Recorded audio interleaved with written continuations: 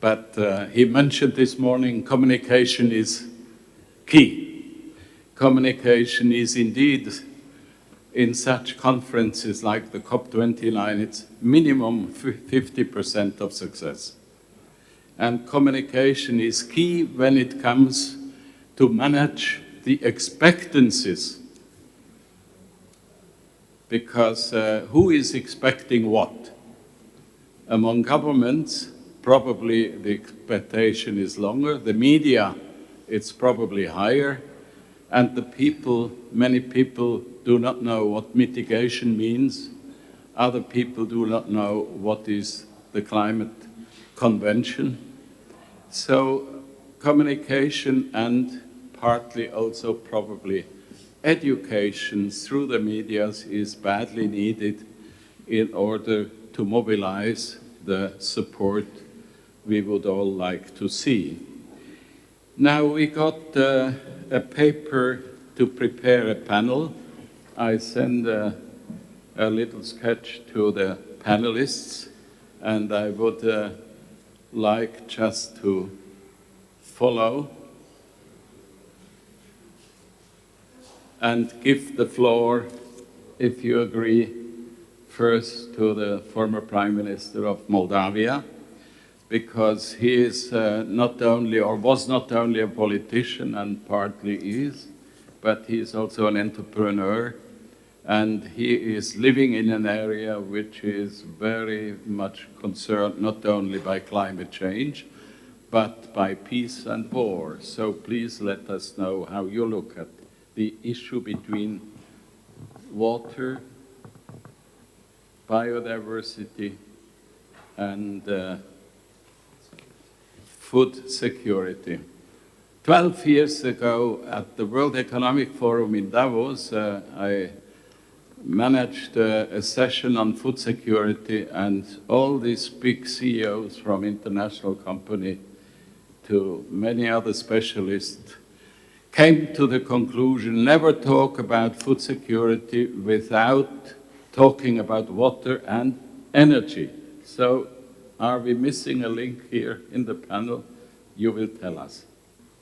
Thank you, Mr. Chair. Hello, everyone. Good afternoon. Happy to be here, and I'd like to thank the organizer for giving me the chance to share my thoughts about climate change, about food security, and all the effects on our future life, I would say. We, as humanity in general, we managed to achieve very good results in the last 30 to 50 years. We have good results in development of the technologies, IT, engineering, healthcare, and many, many other areas. We have enough resources for a beautiful, wonderful life on this beautiful planet, I would say. But at the same time, we are, I don't remember exactly where I heard it, but we are at one bad decision distance from the self-destruction of the planet. In 2023, we managed to spend to invest $2.4 trillion in military equipment, or so-called in defense. This is the official data. The unofficial sources are saying that because of some hidden costs, the amount is coming to $4 trillion. So, but even $2.4 trillion, it's quite enough resources in order to be able to tackle the climate change issues, or to solve some of the biggest problems we have in climate change, and to focus on food security. Because at the same time, we have people on the planet, hundreds of millions, that are going to bed every night hungry. They don't have enough resources to buy necessary materials for their kids in order to be able to go to school. So what I'm trying to say that we do something wrong. So we put some other, or the prioritizing of our activities is done in a wrong way. And here, I believe we should understand, we should analyze, and we should agree that we need to change. You mentioned about the forum where we discussed about food security connected to energy.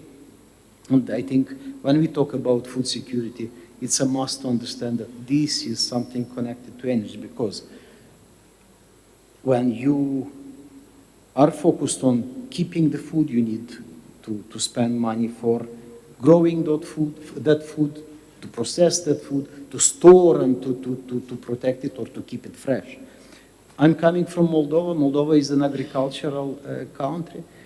Our farmers, when we are having, or when we struggle with the energy problem, we are as a country, very much worried about what would be the outputs of that year. And I'm happy to mention that today, our government, together with the government of Romania, that is giving us huge support into it, and together with European Union, we do important steps in improving the energy system of Republic of Moldova. And as President Rosen mentioned, the communication is important, and I think we cannot think the other way, but for this we need to be able to talk, to communicate to each other very openly, very honest, and to be able to involve media in sharing the best results, sharing the best practices, sharing or encouraging some of the actions, or also raising the awareness of the problems and the solutions at the same time. And I think if we are working together, if we understand and we take that code of doing the things and get all involved, we can find the right solutions. But when we talk about energy, the prices for energy are also a key.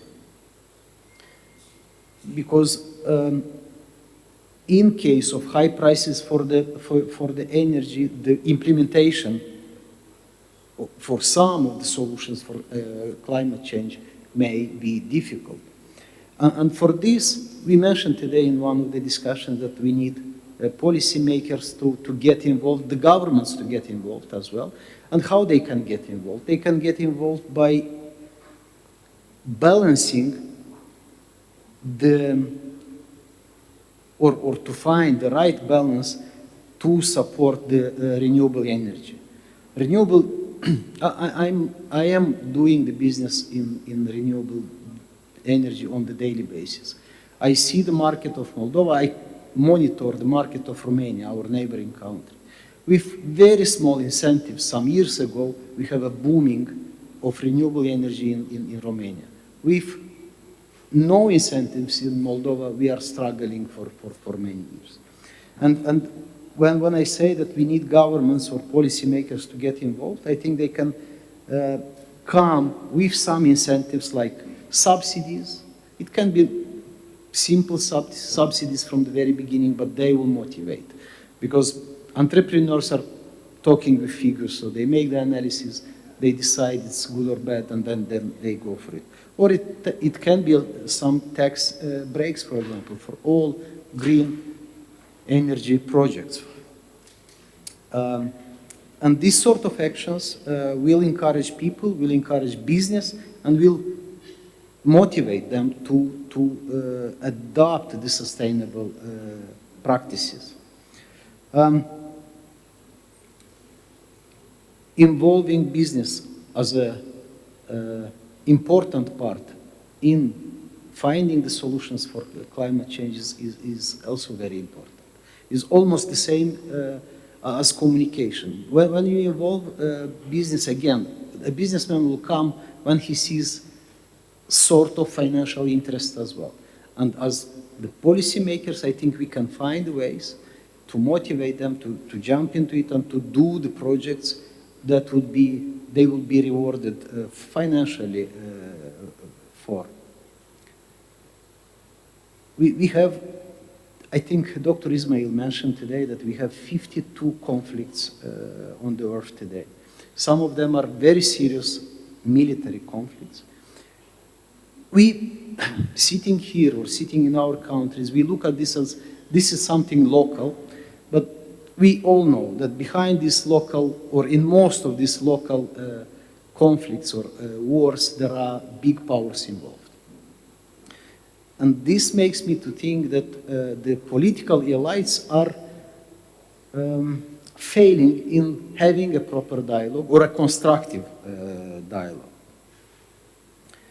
Believe me that a scientist from China will, without any problems, will have a proper discussion with a scientist from USA, or an engineer, or a doctor, or a teacher, it doesn't matter. So they will find ways to discuss, to communicate, and to, this is because they don't have any hidden agenda. They are talking about their things they love. They are talking about common things that are for their interest. And this is, again, bringing me to the fact that we miss the so-called human touch in the decision-making. If we will use more humanity in the moment when we take the decision. And when, in these cases, I think we can, because humanity, in my opinion, can be the base for moving from a problem to an opportunity. And here I would like to give a small example. My country, Republic of Moldova, I was mentioned that it is an agricultural country, meaning that we are supposed to have very good soil where we grow all these crops and food. In every single village in my country, there is a big, they are digging a pit where they throw the solid waste. It's not centralized, it's not processed, it's just in every single village we have a place where we throw this solid waste. We made some analysis of the costs and everything, but what does it mean? This means the pollution of the soil. This means the pollution of the water. We are talking today about the water. But this also means the big catastrophe in some years on the health of our population. After the analysis, we understood that the cost of this solution to centralized collection of the solid waste, sorting it, processing it, the cost of it will be equal to the cost of 2 modern fighter jets. 2 modern fighter jets will cost to clean a country, to give, because at the end of the day, what this will mean? We'll give to all Moldovans the optimism, because they will say, okay, this kind of things can happen on the world. Second, they will have a hope that, okay, if it happened here, it may happen there and there. It is something that will give them the hope for the future as a country, as next generations to come. And I'm sure that this kind of examples and this kind of projects we can find at any level in any part of the world where people, countries, regions, I don't know, continents can come together, focus on a problem, and all of them, day by day, work on it and making it better for the good of the human beings and for the good of the planet. As a conclusion or a closing remark, I would like to say a couple of things. That first, if we manage to bring more humanity in our decision-making process, if we manage to change the way or set up the correct targets and priorities, and if we manage to identify that common projects or common goals in which we can sit, cooperate, nevertheless what kind of nations or country I'm coming from, all this will help us to achieve beautiful results and enjoy working on it together. And we can start with very small steps. For example, 5% from the budgets that every country is investing every year in the defense, it can be directed to this sort of projects that will help the climate change, that will help the planet, that will help the humanity. And I'm saying it's very small, but with these small steps we can collect easily hundreds of billions per year in order to be able to do nice projects that we will be happy about. But more than that, that would help us to have a dialogue among countries, to have a cooperation among people and among people from all the countries. And at the beginning, or as a start, I think this is something very positive that is putting the humanity in, as a priority and environment. But in long term, we will create a healthy future for the planet with less weapons, but more dialogue, more cooperation, and peace. Thank you. Okay, thank you very much. Would you say that the culture of setting incentives is key to mobilize and to create a competitive environment so that innovation will come, private sector is going to be engaged, and that finally also an adequate multi-stakeholder dialogue can start. I experienced in my age a lot of multi-stakeholders dialogue.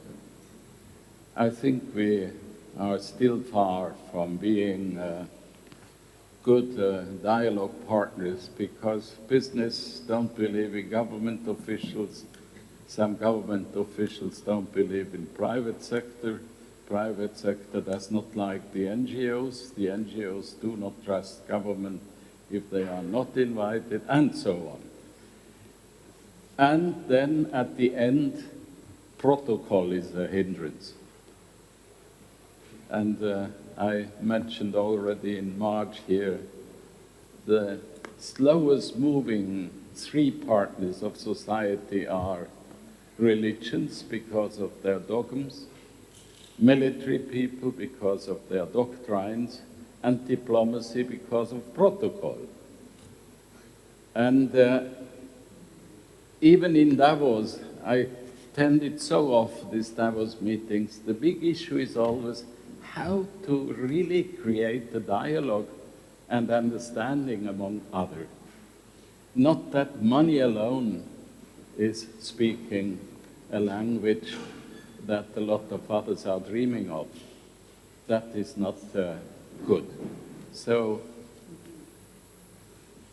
I saw recently a film which ended in saying, whatever people will do in climate change, nature will adapt. Human beings will probably not. And that is a very, very strong statement. And I remember when I visited a couple of times Chernobyl the last 30, 40 years, to see what happened regarding nature, how nature took over the command about the whole of development in Chernobyl. It's absolutely amazing. If ever you want to see how nature is adapting, you can also go to natural parks and see how strong that adaptation force is. So human beings should learn from plants. There was a famous literature a writer in Germany who said, so like plants are not having a will to survive, we should have a will to learn from the plant how to survive. That gives me just the bridge over to Mr. Korosi. He is heading a very interesting center in Hungary, and I was really eager to hear you talking not only about embracing shared responsibilities, that would be wonderful, but does not mean let's kiss and then say goodbye, which is often done at international reunions. Presidents of governments just come 5 minutes before they speak, 5 minutes after they speak they have left. No one has time to listen to the other one. Over 40 years of those experiences, I never never experienced any UN, World Bank, or other center or mission where a head of state was staying half a day or more than 1 hour in the room. So is that the precondition for a dialogue? Or how can we mobilize that politicians among themselves listen to each other? Please, you have the floor. Thank you much indeed. I still hope to come back to the water biodiversity issue as well, but it's very important what you have just mentioned. Indeed, the multilateral organizations have turned more and more into platforms where people talk at each other and not to and with each other. And that's why in the UN context, it's more and more difficult to iron out very complex solutions for systemic challenges. When about almost 10 years ago, we crafted the SDGs, it was quite a challenge to bring together 193 countries, 3,000 stakeholders and many others. But looking back today, it was a grace period. Today, I doubt whether it would be the same level of possibility and relative easiness to bring together all these actors and come up with a relatively compact and integrated set of solutions for our very interlocking problems. On a very concrete example, now we are supposed to touch upon climate, biodiversity, food security, and as it was added, energy as well. There is no need to explain to this audience that these issues are inextricably linked. But probably there is good reason to remind ourselves that we are facing a new reality. This new reality is very, very different from what we had 10 years ago. We, through climate change, through overuse, through pollution, have changed, altered very significantly some patterns of the hydrological cycle. It had a huge knock-on effect on many, many areas of life in the world. And Otto, you're absolutely right. Nature can thank us. It will be fine. Before us, it was fine. It might be fine with us, and it will be fine without us, after us. Nature can very easily survive without us. What we are talking about, actually, how are we going to survive? In the last 25 years, 90% of the major weather-related disasters have been linked to water. So it is one of the results, how we impact it, how we change the hydrological cycle. And what we also have to keep in mind when we think in terms of systemic challenges and systemic solutions, that the use, the storage, distribution, and treatment of water and wastewater contributes about 10% of the greenhouse gas emissions globally. If we cannot reduce that, it's already so much that it will make the climate mitigation basically almost impossible.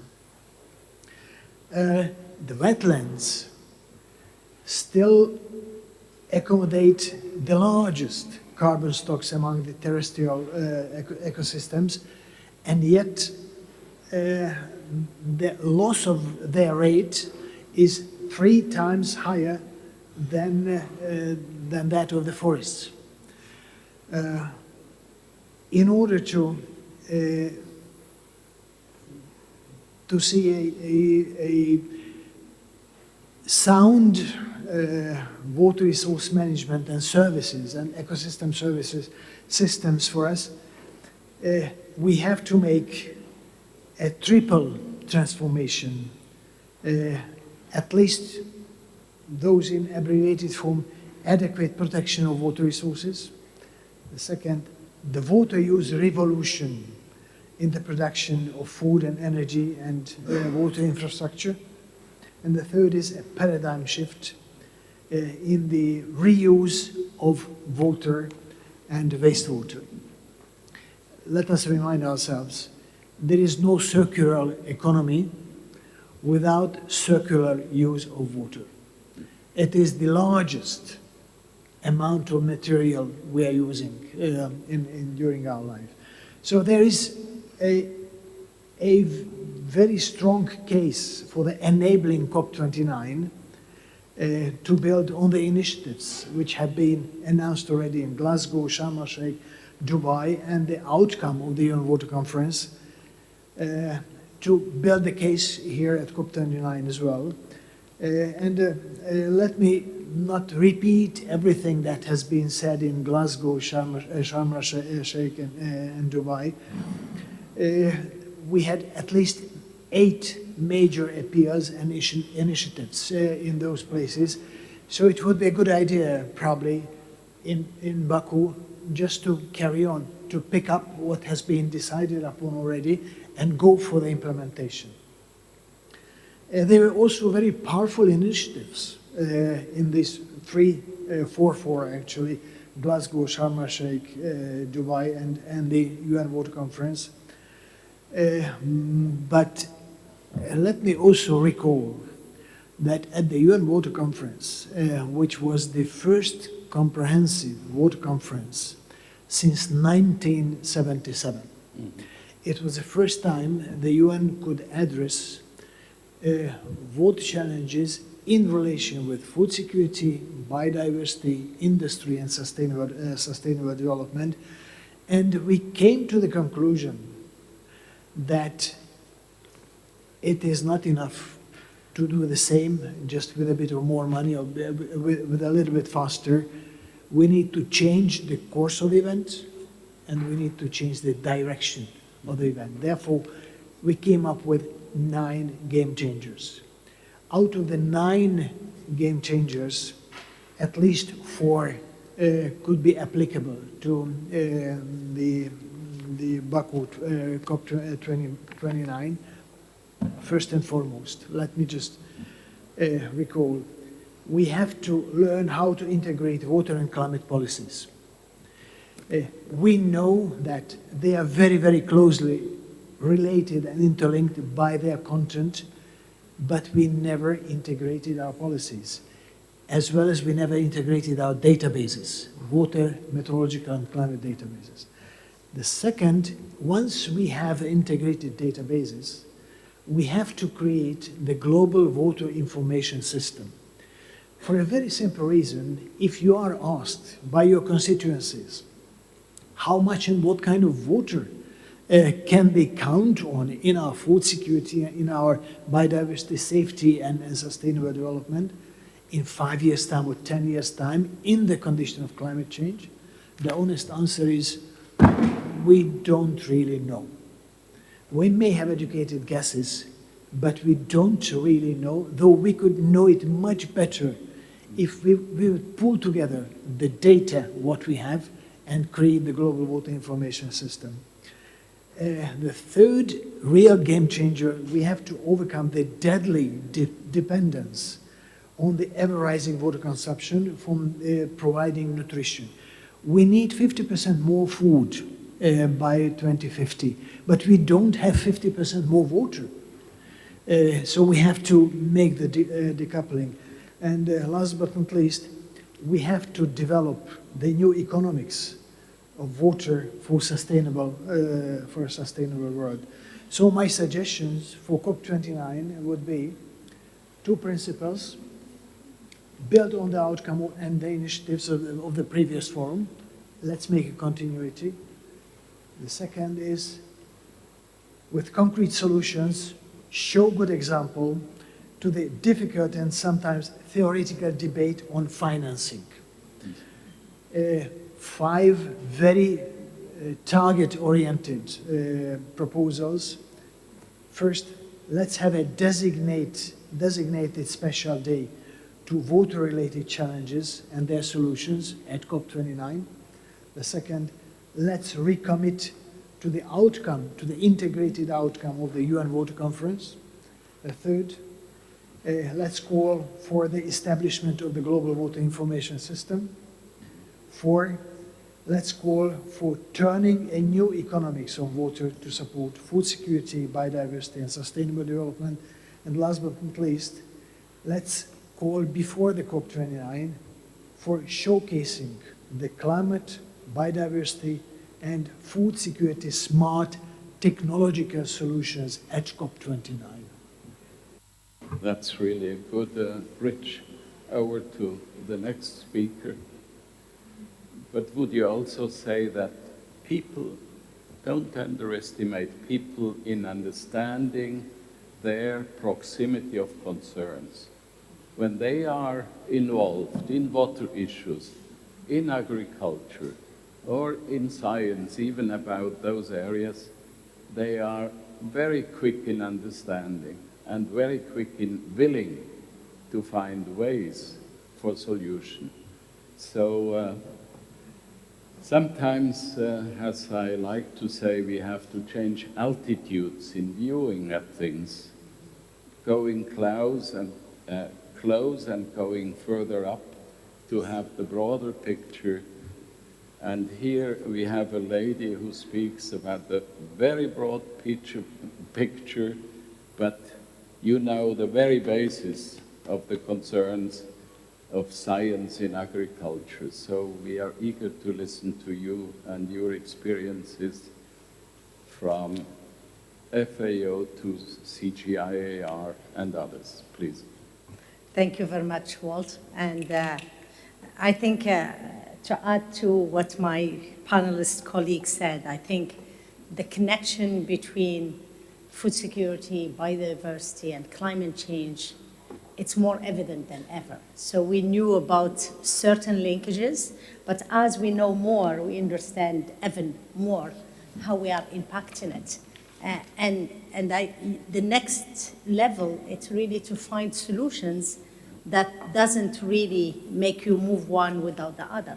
So there are solutions that could you keep your biodiversity, still produce food, but also mitigate a little bit the impact on climate. And I think that's where, as Dr. Csaba said, it's very important data. It's very important to look at the problem from different lenses and bring data together.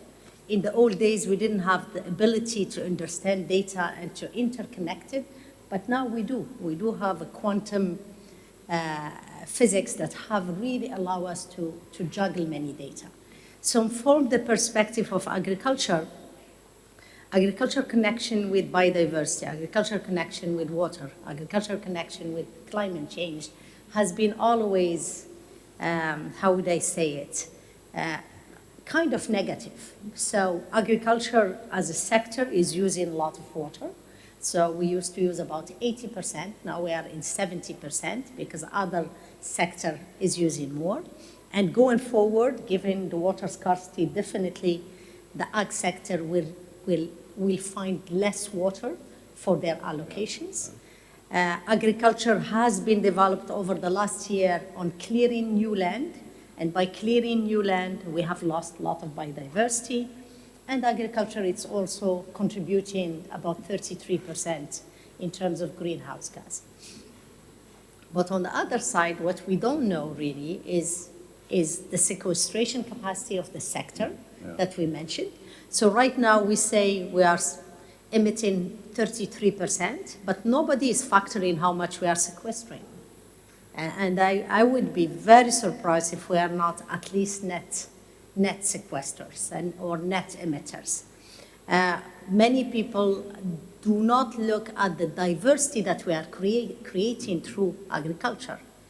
Definitely, if we go with monoculture and the old ways of doing agriculture, we are not creating any.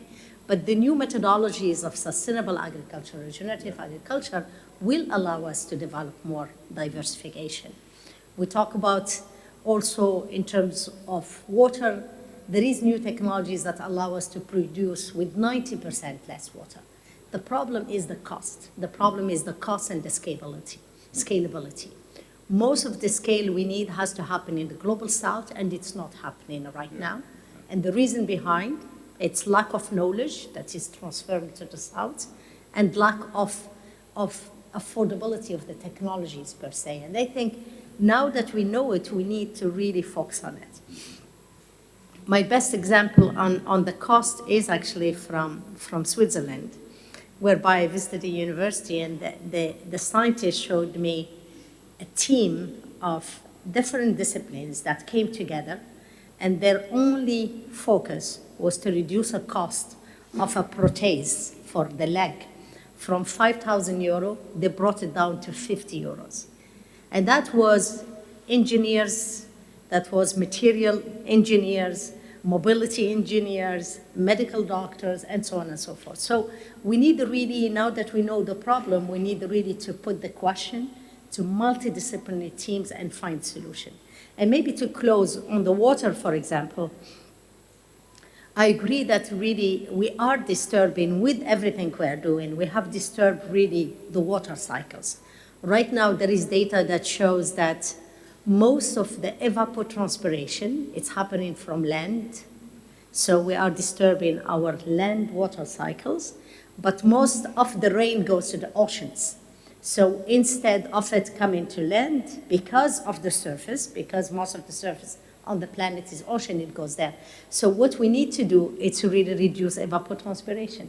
The only way you reduce the evapotranspiration is by having more coverage.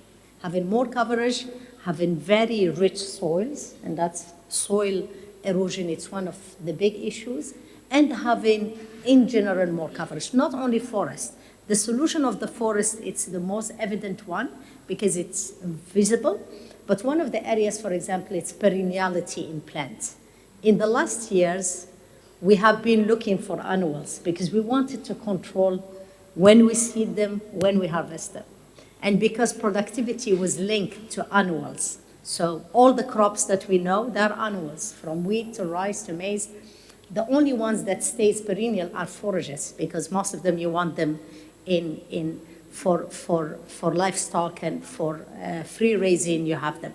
But now there is new science that have identified the gene of perenniality, which right now we have perennial rice that can stay in the field for about 8 years, and you can cut 3 cuts to 4 cuts a year. Now we're looking at perenniality in wheat and in others. So there are certain criteria that us as human beings have selected against, whereas they were the best maybe for nature. So what we need to do now again, it's look at the problem from the other side. This is where we are. Can we go back to perenniality? Could we, for example, in the last 80 years, we have reduced our plant-based food and animal-based food on few species. So shouldn't we go back and diversify them? So from plant, for example, which is the numbers that I know the best, we are using only 125 species from 400,000 species. So it's against nature when you think about it. So I think with the knowledge we have, just to close it on a positive note, with the knowledge we know, we could reverse things. It's gonna take a lot of efforts. It has to take incentives. It has to take the right policies and regulation, but it's doable. And it's better for the planet and for people. Thank you. Well, thank you. Would you say that we do enough to explore the wild crop relatives as a source for future crops for mankind, or is that an issue of growing concern, or not at all? No, we are not using enough, and we are not using enough always because we don't have enough money. It's not the lack of willingness or the lack of curiosity by scientists, it's really financial.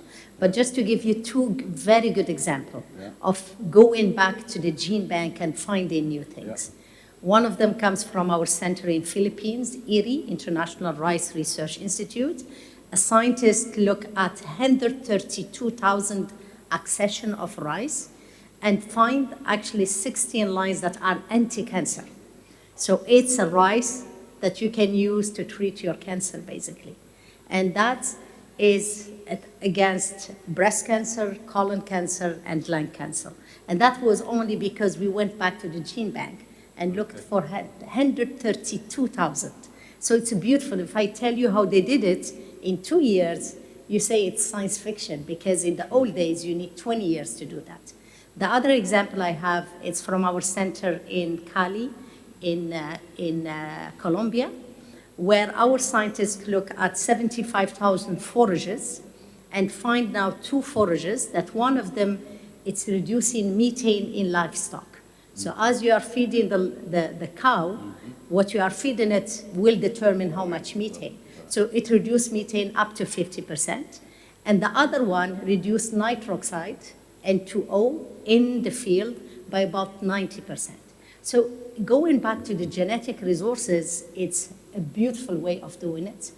And most of the time, luckily, we have the gene banks, and they are part and parcel of the CGIAR, and it is part in our charter. But unfortunately, again, we are not spending enough money to really do those beautiful science, to find an anti-cancer rice or to find an anti-methanic forage species, for example. So we need to invest more in research and development, and we need to do it really very quickly and highly. We shouldn't be happy with one solution, because we are billions of people in a planet with billions of species, so we should have at least 1,000 or hundreds of thousands of solutions. But we are minimalistic as people. We tend to really like either or. It's, most of the time we have 2 choices. We don't have thousands of choices. In 2009, I visited the IPCC, this international research community on climate change studies. And I wanted to know how many studies are done to see the impact of climate change on people. There was not one. When I asked how many on ice bears in the North Pole, they said 29. And then I asked the question, does climate change has an impact on seed with 1.5 or 2% warming? What is that?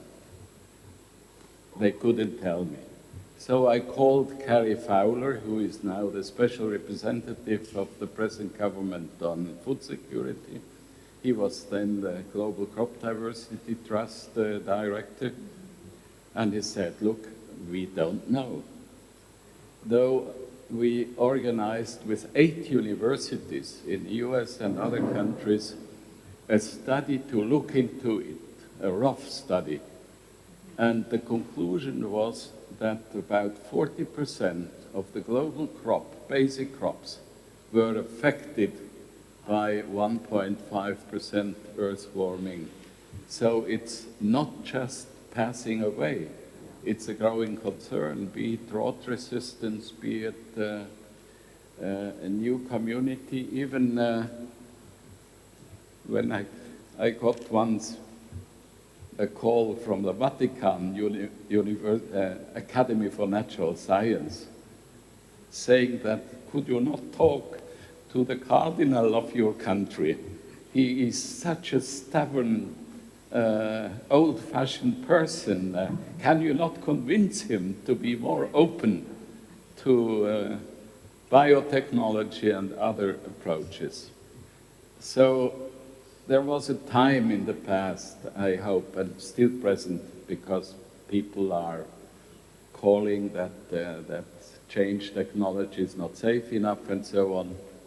But I think the middle line, the food security for the future, is a solution, including that and not excluding that. Do you share that view? Or?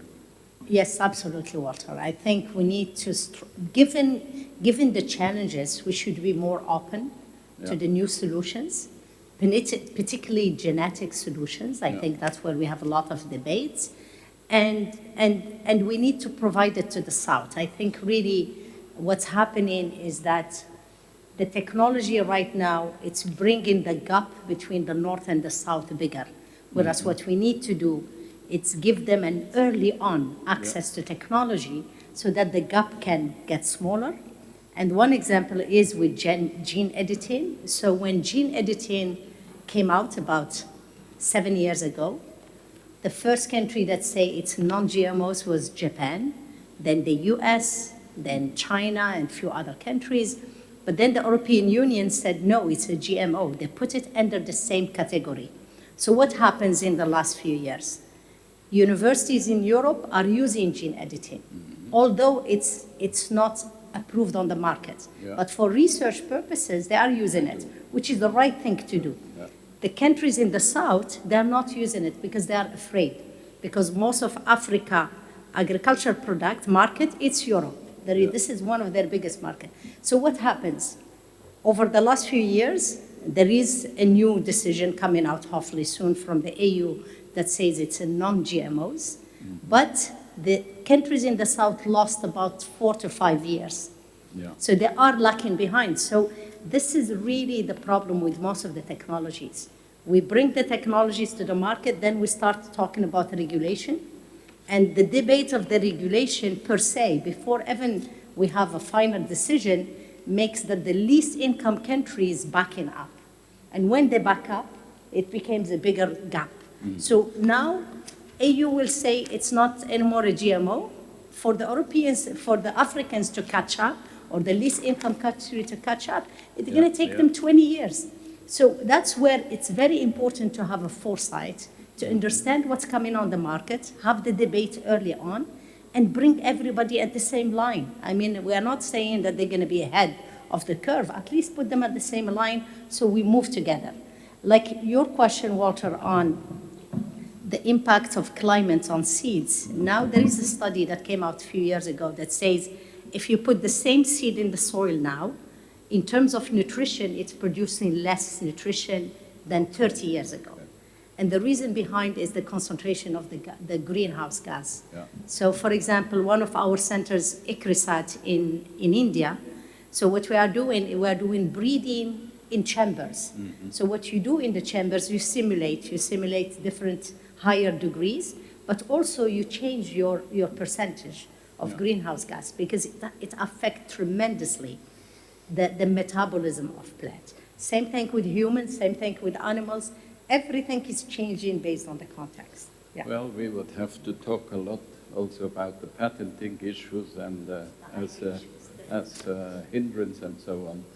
But I have one question to Mr. Korosi. With your rich experience and former president of the UN General Assembly, in foreign policy of nations, over 200 years probably, since the nation state was practically created, the issue or the narrative of national interest is at the very forefront. National interest. Okay, America first, we know, other countries first. And even in national parliaments is always the narrative, what are our national interests? But why don't we more often talk and address the issue, especially, for example, to climate change issues, that we need a new understanding of well-understood national interests? Because without including the interest of others, how can you judge your small share of national interest?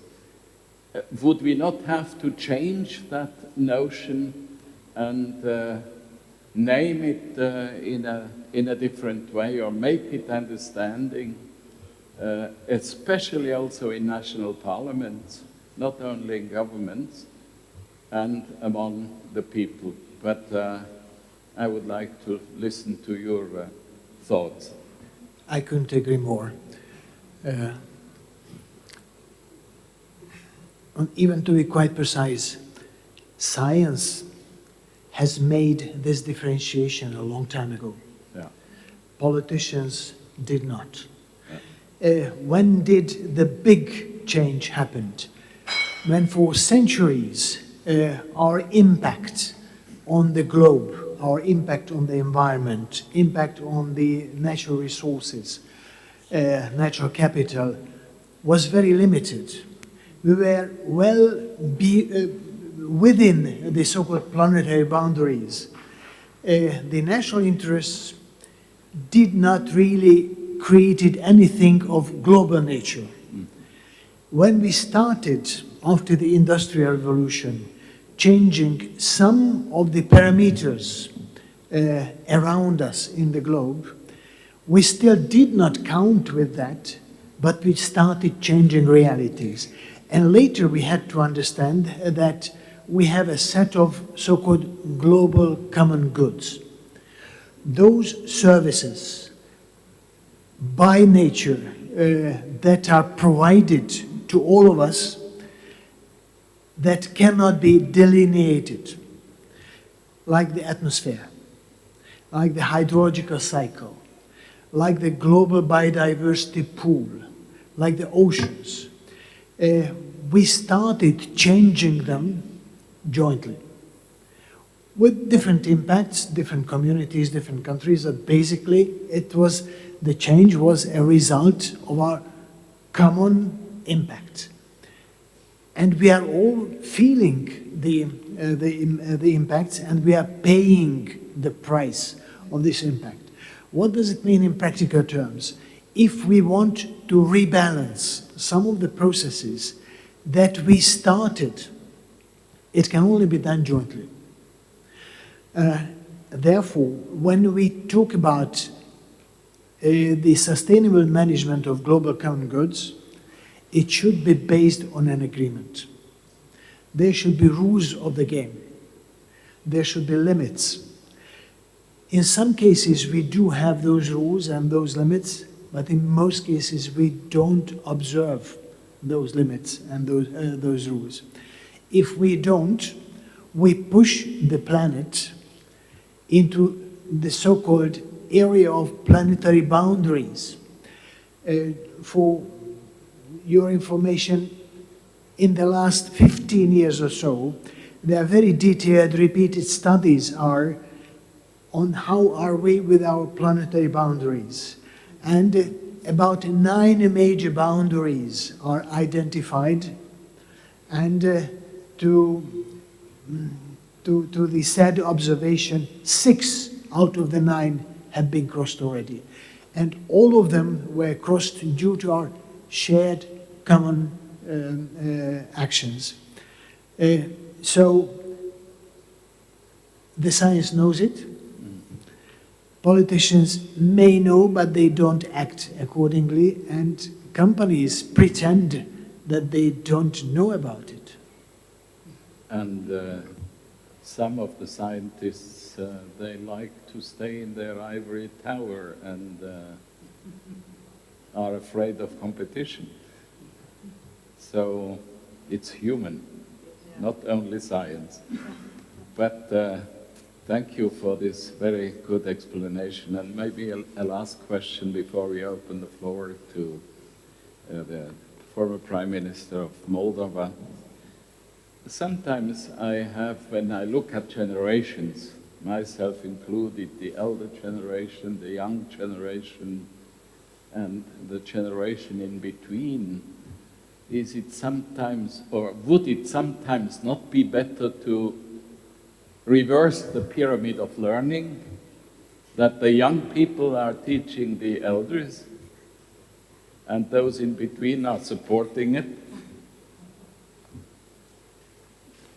I think that's exactly what we have to do. We have to be able to learn from young generation, and we have to give them more possibilities to act, because they already understand some of the things better, because they know that this planet will be their heritage after we will disappear from this earth. So okay. I think what we do in our day-by-day actions, we have to think about what we leave behind us, what we leave to our next generations, because that's important, and it has to be a question. It has to be something that would stay always in us. Well, especially think about this when we do something, how this will impact, what will bring this to them. Will they be able, after this action, live a proper life, or they will have much more challenges than we do, and so on. It's not easy. It's not easy to put all the people at the same table. It's not easy to change people, but we can change the things while doing small steps. Small steps or at by a time. listening to each Yes. other. Please. Could I share a very personal story with you on the same topic? How a younger generation can influence the thinking of an older generation. The story goes back to 2014. It is the final stages of the SDG negotiations in the United Nations. And since I was the co-chair of the negotiation process, when going home every evening, my daughter, who was 16 at that time, asked me, "Dad, how are you going with your negotiations?" And I told her, after a very depressing day, that, "You know, Lily, I think we are going to have the SDGs, but my sadness that I've been pushed back by the membership on having an SDG on climate 3 times. And it never happens in the UN that once a leader of the negotiation is pushed back once or twice, a 3rd time he or she still comes back. And I was pushed back 3 times. So I'm very depressed, and it may happen that we are going to have a vision on the future without a clear-cut goal on climate." And my daughter, as I mentioned, who was 16 at that time, said, "Dad, you better go back to those people. Go back to those people and tell them that they must be crazy. They don't have the right to play with our future. If they don't understand it, they better go home, because we are not going to listen what you have to say." Well, it was a very tall order, but next morning I went to the negotiating room, opened the negotiations, and I told them that, "Dear colleagues, I have a message for you." Of course, I redrafted it a little bit, but there was a shock in the whole. A 10-15 second dead silence, and then applause. In 2 hours from then, we had the SDG 13. Okay. That was the story. Congratulations. And your last words before Yes. the question? So, Walter, I think first we need to redefine youth and age, because right now the lifespan is much longer. So we can't keep saying that younger it's below 30. Definitely not. I would say young it's below 60. And then the rest, because really, I mean, we were talking about a lifespan of maybe 50 when we define it the way it is. But just to go back, I believe in hotspot idea. So the hotspot, you have always certain areas where if you intervene, you get much more higher impact. And that's the case with the gender. That's the case with youth. That in terms of community, if we empower women more than men, we're gonna get so much impact. If we target youth, for example, we're gonna have much more development than if we are in another sector. It applies in biodiversity, for example. It is very known. We have certain hotspots in the planet where if we protect it, we have much more impact. Climate change, the same thing. So there is always, and that needs a lot of data, a lot of analysis. Absolutely. Once we know our hotspots, we should invest in everything, but invest in them more. For me, youth is one of those. It's one of those areas that once we define it better, to the 40s or 50s, we need really to invest in them more, because you get the impact for a longer time, and you get a really higher impact given the percentage of the population. I mean, emotions do play a tremendous role in certain ways to communicate on certain subjects. And many of those subjects are very much related to climate change. And I remember when that book, I think the writer was a Canadian, Scott, he titled his book, "Do You Hate Your Children?" That was such a shock. And he said, I took that title because if you don't do enough now, you really hate your children. So maybe sometimes a little bit more emotion in the communication would probably not be that bad and help people to get concerned and understand. Now I have 7 minutes to ask questions. Please, yeah? And then here.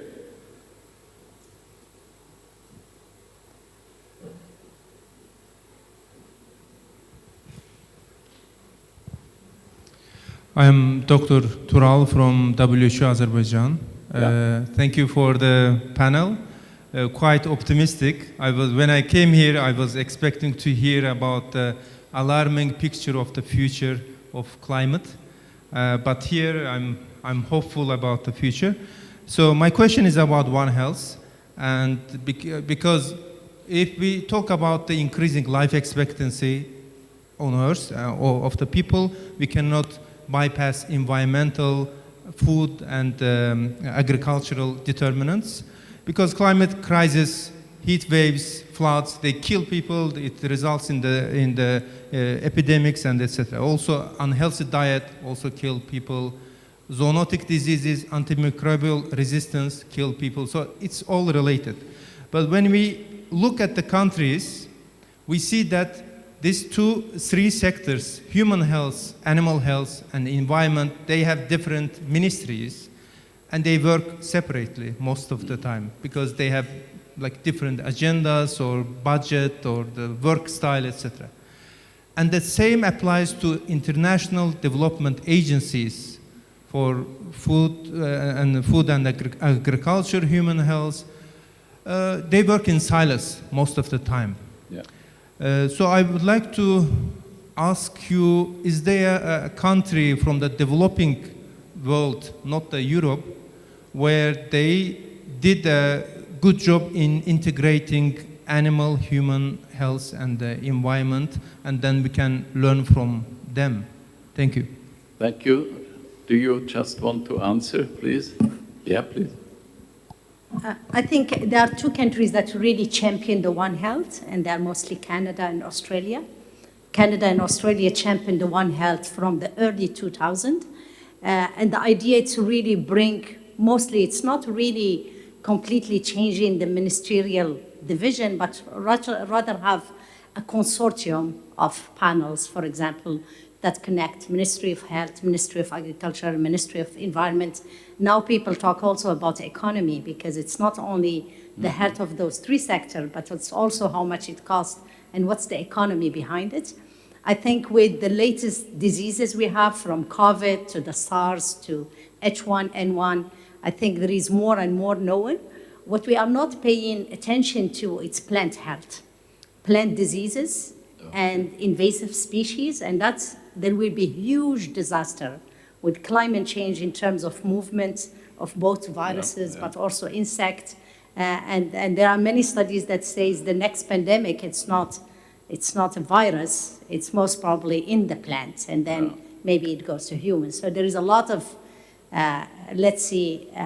ideas around it, but definitely bringing in the plant health, not only the environmental health, will be very important.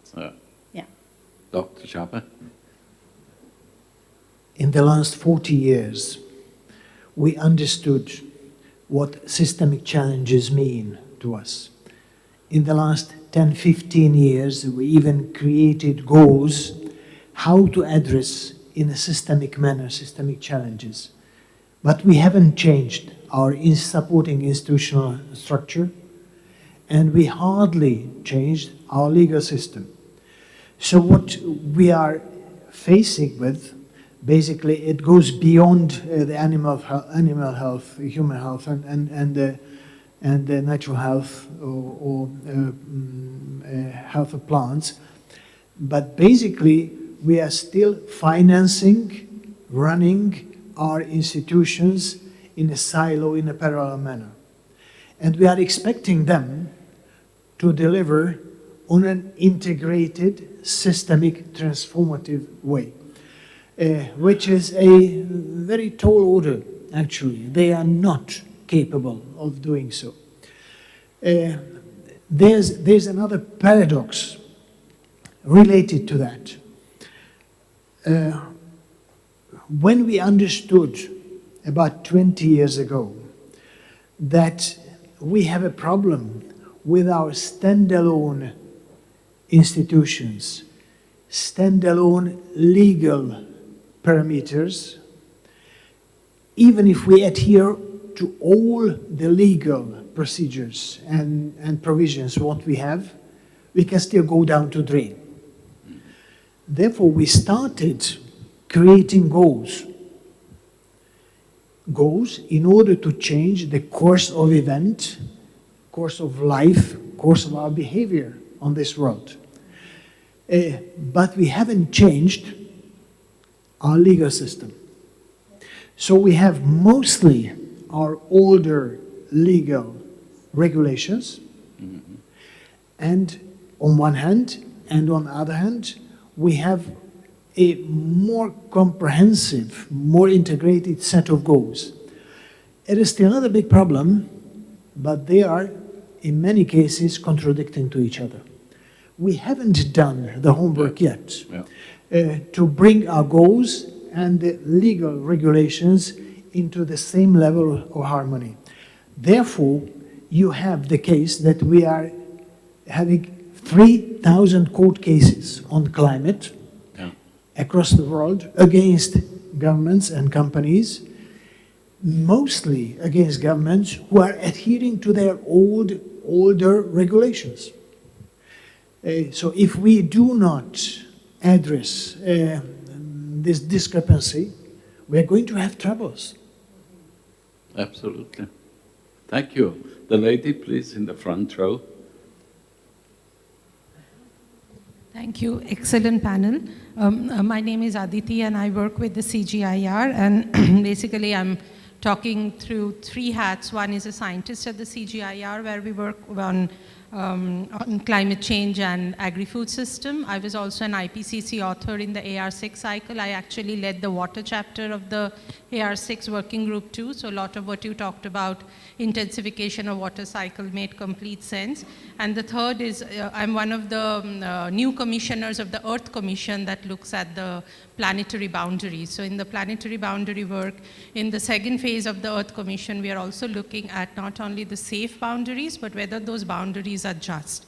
So with those three kind of hat and the knowledge in this area, my question or rather observation is that I feel that we are looking at the challenge as if it was a challenge of yesterday. We are not quite looking at it as a future. To give you a concrete example, we know that we will exceed 1.5 in the next 5-10 years. And we also know even if we do everything that we can and bring back to 1.5 by the 2100, there would still be decades of overshoot. So I do not see any discussions around what happens during these 3 or 4 decades when we have over 1.5. We know that, Ismahane, you very rightly talked about the sequestration capacity of land, but in these higher warming level, land simply will not be able to sequester. So my question is, how do we move the needle towards talking of solutions that actually work in a warmer world?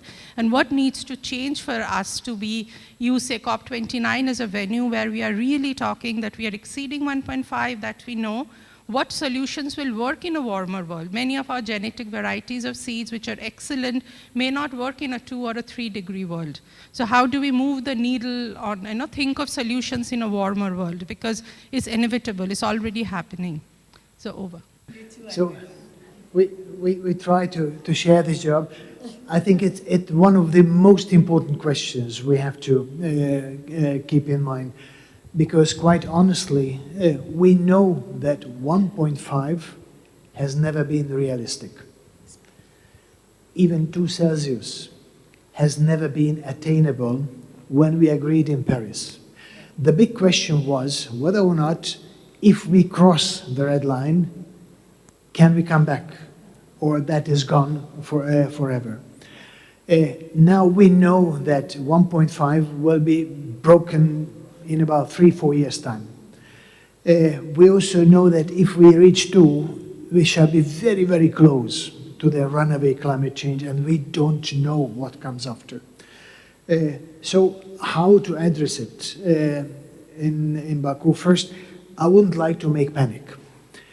The second, more importantly, adaptation should be given much more serious attention than we gave 5 or 10 years ago. Because we know we are going to have in a deeper trouble in 5 or 10 years' time from now.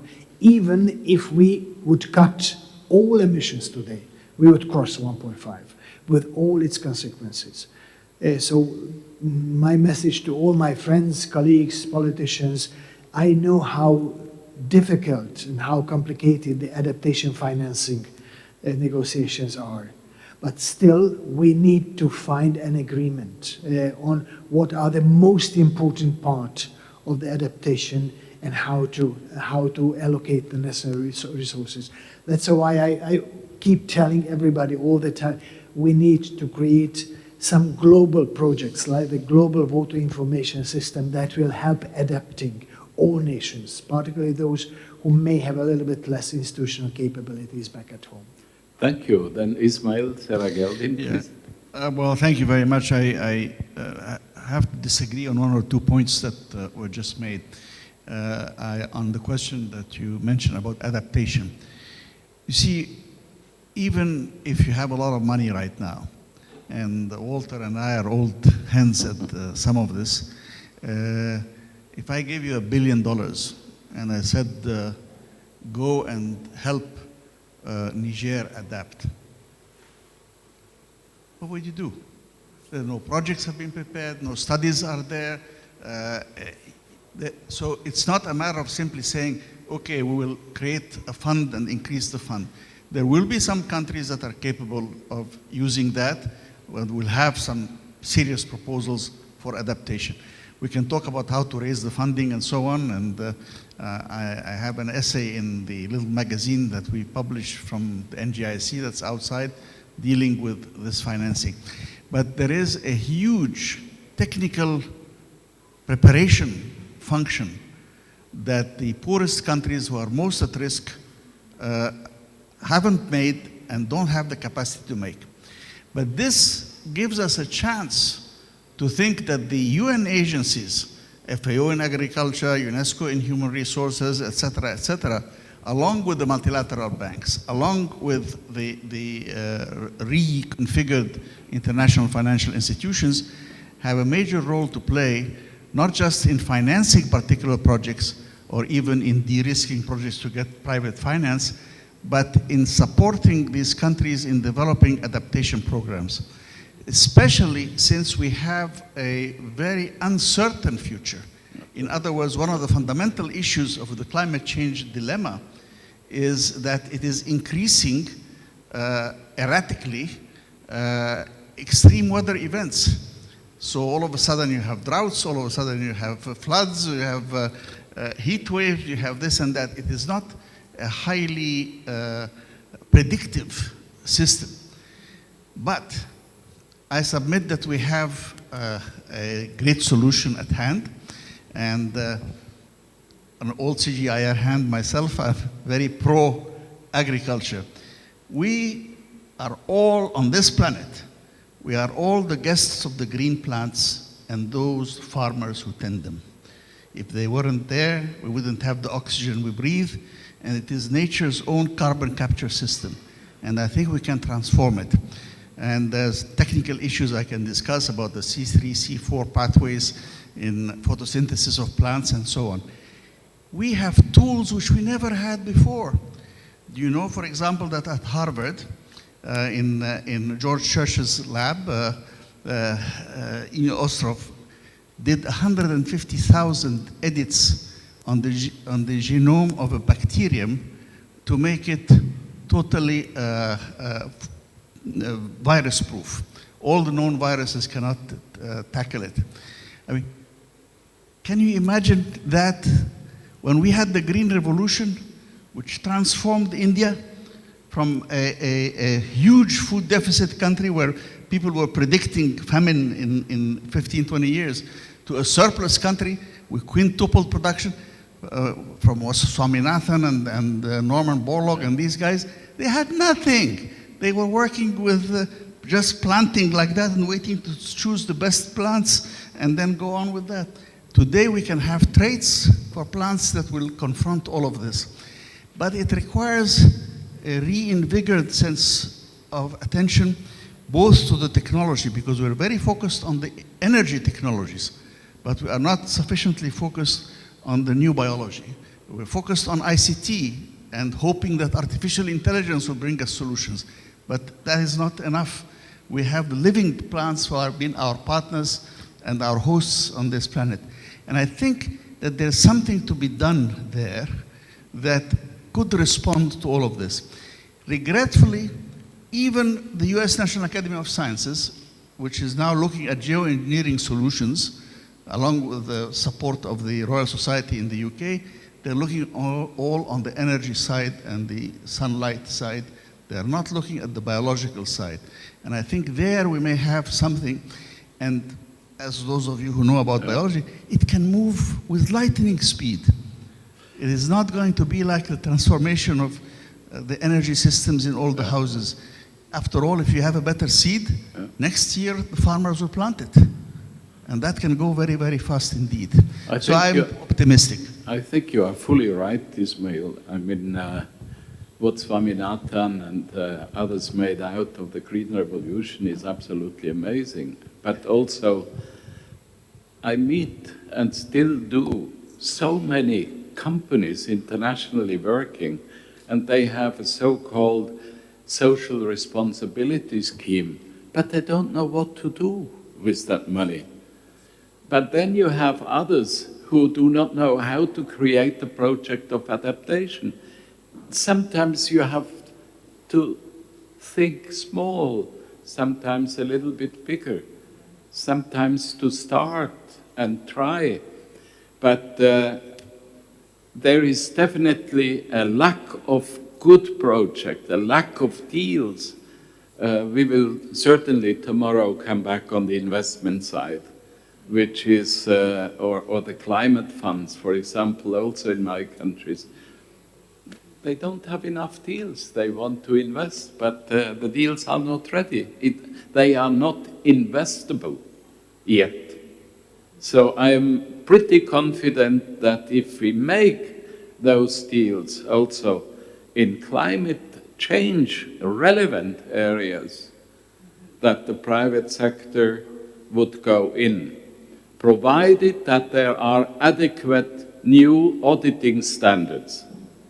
Because those responsible for the money, they need auditing standards in their balance sheets, and if they don't, they will not invest. It's as simple as that.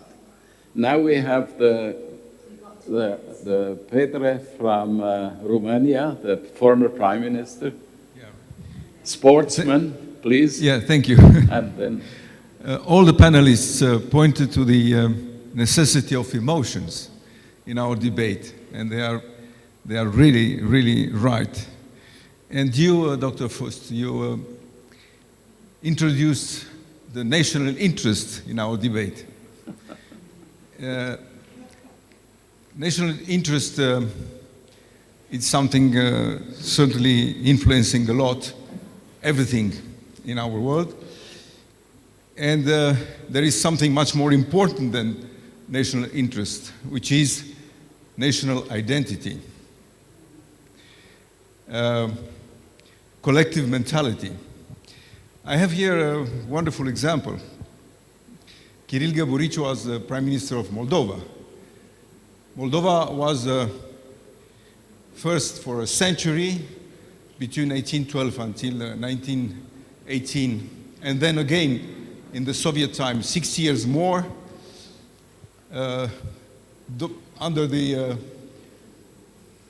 domination of Russia, then Soviet Union. And still, of course, Moldova was an authentic part of Romania before that. And despite of a terrible Russification, he's speaking Romanian exactly as me. That is very powerful. In his time, there was in Soviet Union a joke, which is expressing quite well what I'm saying. The joke in Soviet time was, question, which is the safest border, the safest frontier of the Soviet Union? Answer, it's the frontier where the Soviet army is on both sides of it. Yes, and we are still under this same philosophy. Yeah. Now, turning to our problem, I think there is a great emotional question under the climate change impact. Common destiny exists or not under the climate change, at least under the climate change. Do you believe there is a common destiny? Many say yes. Are we fully aware of that? No.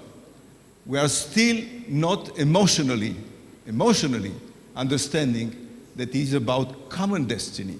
And that's my question.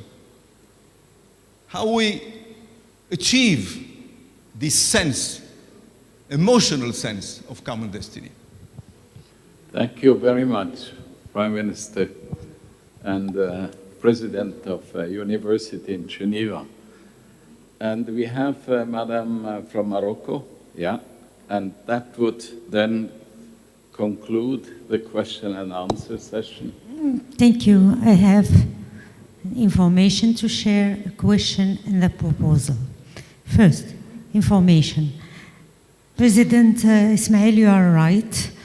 We have experienced many problems, especially with the developing world, in expressing their need and making their studies, etc. But the solution was implemented in the Green Fund now.